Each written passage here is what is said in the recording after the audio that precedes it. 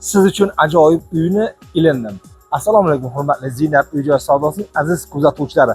Bugun men sizlarga Farg'ona shahrining markazidan hisoblangan Sabin Safos hududida joylashgan ushbu 4,5 sotkdan iborat bo'lgan salkam 90% bitgan uyni ajoyib bir obzorni qilib beraman. Demak, azizlar, ushbu uyimiz 4,5 sotkdan iborat, traventin qilingan, eshitayda ayvon, ya'ni yozgi metga bir barbekyu deymizmi?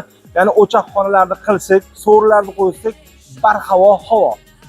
Chekkalari miramir qilingan, traventin qilingan, divorlarimiz oyoq tagiga bitta kafel yopishtirsak, o'zi kifoya qiladi. Demak, azizlar, ichkarini kirib ko'ramiz. Ichkarida kirishdan oldin ichkarimiz to'liq hisobda aboyga yoki bo'lmasam traventin, endi boringki, o'zingizni xohishingizga qilasiz. Tashqaridan qarasak, tashqarida traventin to'liq montajlar bo'lgan. Eshiklarimiz akfa qilingan va kirganimizda chap tomonimizda azizlar kuxnya uchun, ya'ni oshxona uchun kanalizatsiyalar, suvlar olib kirilgan, montajlar hammasi bo'lgan. Mana vichka teshiklar, ya'ni hamma oyoqdan stashga qilingan. Xohlasak, laminat xohlasak, xohlagan narsamizni qilishimiz mumkin.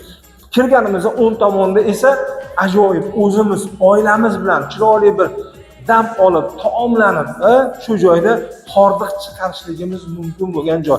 Devorlarni ko'ryapsiz, tekis o'ta ham chiroyli holatda tayyorlab qo'yilgan aboyga yoki bo'lmasa traventin montajlar qilingan, ajoyib ko'ryapsiz.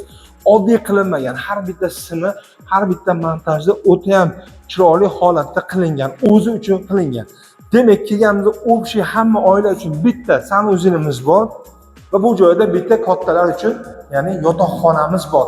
Yotoqxonamiz ham hamma yoq konditsioner qilingan va uyimiz hozir zamonaviy uslubda, ya'ni devordan yana 1,5 metr, 2 metrcha qochgan. Ya'ni har ehtimolga qarshi xavfsizlik hisobidan qochgan. Undan keyin chiqqanimizda azizlar, o'ng tomonimizda haqiqiy o'zbekda uyga kim keladi? Mehmonlar keladi. Mehmonlar uchun alohida bitta tayyor, toza, pokiza qilib tayyorlab qo'ysak, mehmonxonamiz ham bor. Xohlasa yotoqxona qilamiz, lekin albatta bitta uyimizda toza, pokiza mehmonxona bo'lsa, bu ustiga alo-nur. Demak, tashqarida aytganimizdek, ba'zi bir narsalarimizni tashqariga olib chiqib qo'yishimiz mumkin. Bu yerga alohida eshik qilib qo'yilgan va tepaga chiqqanimizda chiqayotgan zinopoyalarimiz ham chiroyli bir holatda, ya'ni bemalol chiqishlik mumkin bo'lgan holatda qilingan va mana bu joyga ham yorug'lik tushishligi uchun alohida mana bu joyga oyna qo'yilgan azizlar va chiqqanimizda chap tomonda bitta yotoqxona, tepalarimiz bir qator qaraymiz, to'sinlar tashalingan, to'sinlar ham 60 santimetrga tashalingan va chiroyli qilib, ya'ni utipet deymizmi, haligi loylarni bosib chiroyli qilib qilingan, ixlos bilan, muhabbat bilan qilingan va montajlar ham bu joyda bo'lgan azizlar. Montajlar juda chiroyli qilingan va kirganimizda yana bitta yotoqxona. Betlarga ham loy bosilgan, chiroyli holatda tayyorlab qo'yilgan azizlar. Demak, ikkita yotoqxonamiz bo'ldi. Undan tashqari kelsak, mana bu joyimizda bolalar uchun, demak, dars qiladigan joy qilishimiz mumkin. Yoki o'zimiz kiribda kofe ichib, eshikni ochib qo'yib, mana bu joylar tepadan, mana uyimizni ham tepadan ko'rinishi, qo'shnilar ham mana shunaqangi chiroyli uylar qurilgan joyda, demak, bemalol qo'ni-qo'shnilar bilan qo'shnichilik qilishligimiz mumkin bo'ladi. Demak, chiqqanimizda bu joydagi hamma oilamiz uchun alohida bitta общий sanuzel deymiz, ya'ni hamma uchun bitta va mana bu joyda bolalarimiz uchun, qizimizga masalan bitta uy bo'lsa, qizlarimizga, narigi tomonda o'g'il farzandlarimizga masalan bitta yana yoki katta yana bitta yotoqxona, o'g'limizni uylaymisak, uylashligimiz ham mumkin.